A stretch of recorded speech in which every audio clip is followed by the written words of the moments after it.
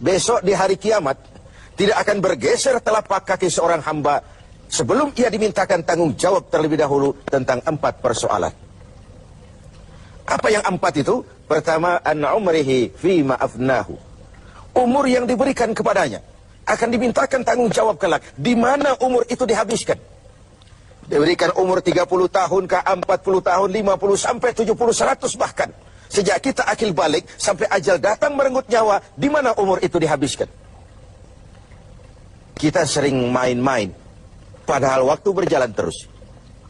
Kita sering lalai dan lupa, padahal malaikat maut tidak pernah lalai dan lupa. Seorang Nabi Yakub alaihissalam, seketika akan ajal, beliau menanyakan, kalau saya ajal kenapa tidak diberitahu lebih dahulu? Kata malaikat maut, sudah diberitahu. Loh, bagaimana caranya diberitahu? Perubahan yang terjadi pada fisik kita adalah pemberitahuan. Uban yang bertabur, mata yang mulai lamur, pendengaran yang mulai kabur, itu semua pemberitahuan agar kita mawas diri. Umur akan dimintakan pertanggungan jawab, di mana umur itu dihabiskan. William Shakespeare memang pernah bilang, waktu hidup itu singkat, tahu-tahu baru saja zuhur, tahu-tahu sudah asar, baru saja asar, tahu-tahu sudah maghrib.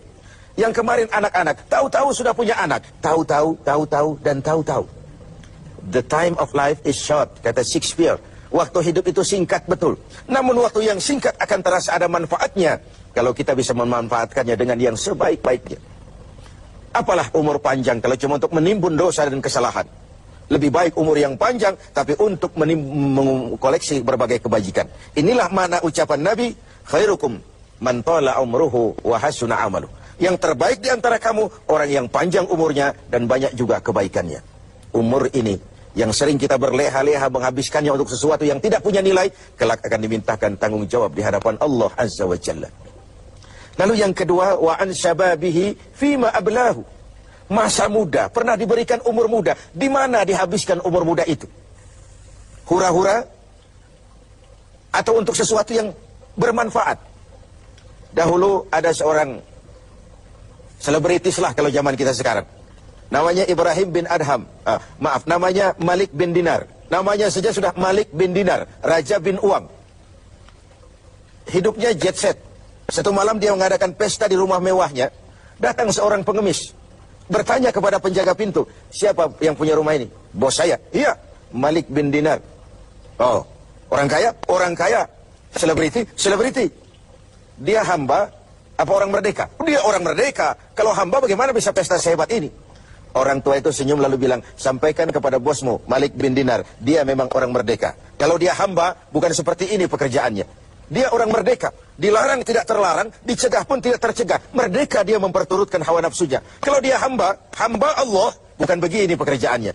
Menghabis-habiskan waktu untuk pesta, hura-hura, sesuatu yang tidak ada gunanya.